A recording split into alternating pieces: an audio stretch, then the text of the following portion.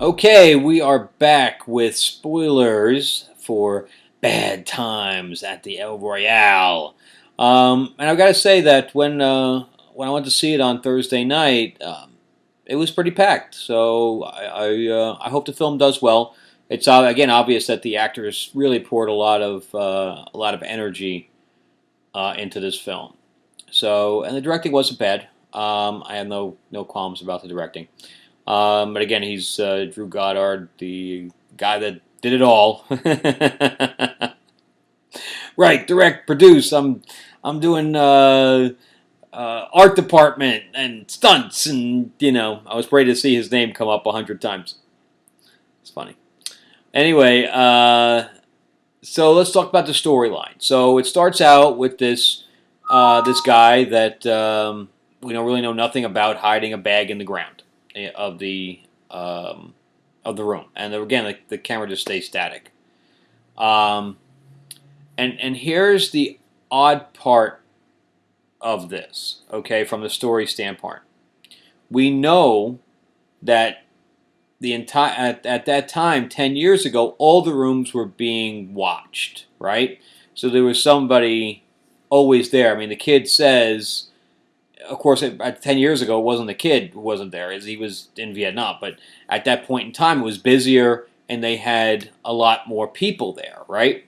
They explained that they lost the license or whatever it was, the gambling license or whatever it was, and that's why there was no longer people there. I forgot what the reason was. But I think that was it. That they lost something that some license, whatever else, and that's why there wasn't people there anymore.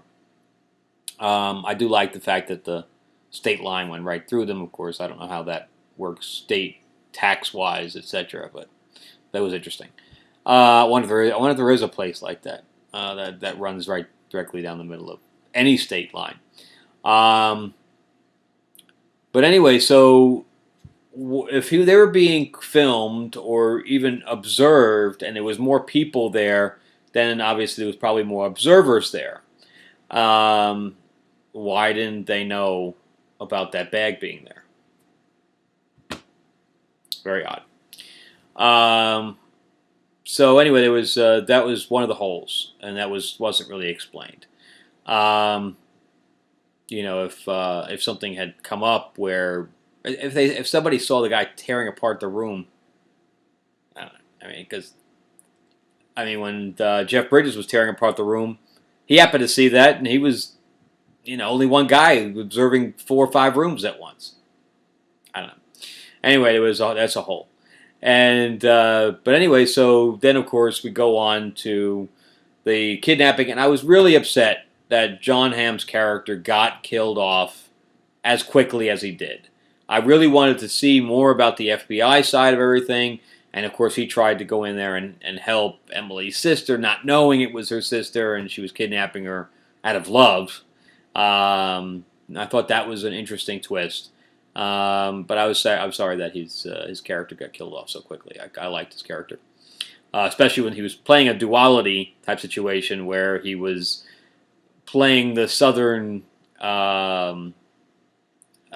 vacuum cleaner salesman or whatever, and he was really a spy or working for the government in some way. And I did like that whole scene where he was cutting all the listening devices out, and he saw that there were 2 different types.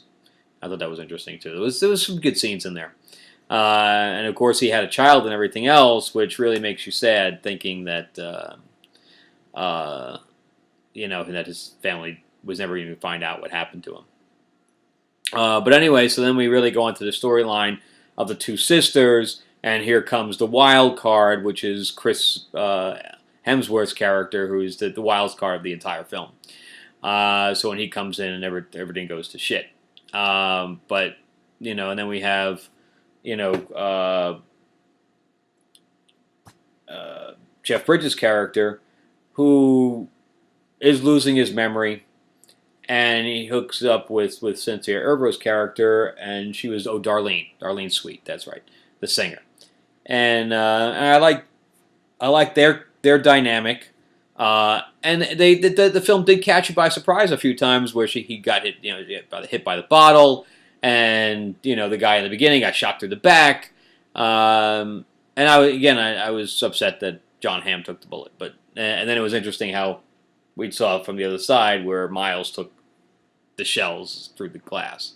Although if somebody was pointing a gun at the glass, which even if John Hamm was in front of it, I would not have stood right behind him, especially being a sniper. Again, another hole. I mean, the guy's a sniper, and yet he stands behind the guy who's getting the gun. He knew exactly what kind of gun it was. He was like a gun expert. I mean, he was able to take the gun off the floor and start shooting people. I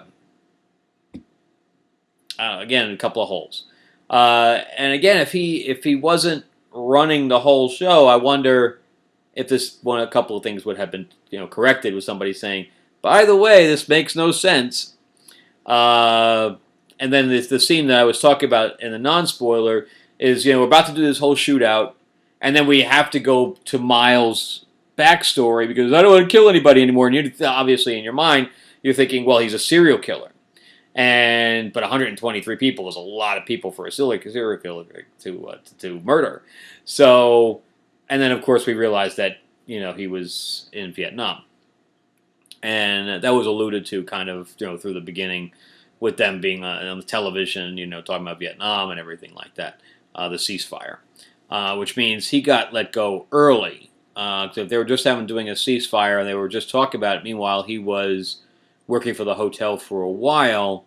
His tour may have been completed or whatever, but they didn't really explain that, why he was released from the war early. Again, there were holes. There was a bunch of holes if you really think about it.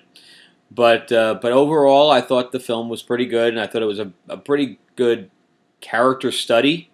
And I did like how the two of them got away with the money, and I was also upset that Miles got killed. But that sister, man, woof, she was a nutbag, nutbag. She cried over Chris Hemsworth's character being killed, but not her own sister, and it was obviously designed that way. But that was pretty disturbing that she watched her own sister die, and she was more upset about the other guy dying. Eesh. But anyway, it had, again, I remember all the twists and turns. I remember the scenes. I remember her jumping on the chandelier, and we wonder what the hell she's doing in the background, carrying all of the stools and everything else. And then we see she's kind of making a ladder for herself to swing on the thing. And she basically killed Miles by not only by stabbing him, but earlier than that by telling him their names. And Dakota Johnson was actually considering letting him go, and then she was like, "Oh." So again, it was good stuff. Good stuff. Not great, but good. So let me know your thoughts. And again, I liked all the twists and turns. Again, very Tarantino. And Reservoir Dogs was the other film that I was trying to think of earlier. But decent film, worth seeing. Great acting, really embraced by the actors, and directing was decent.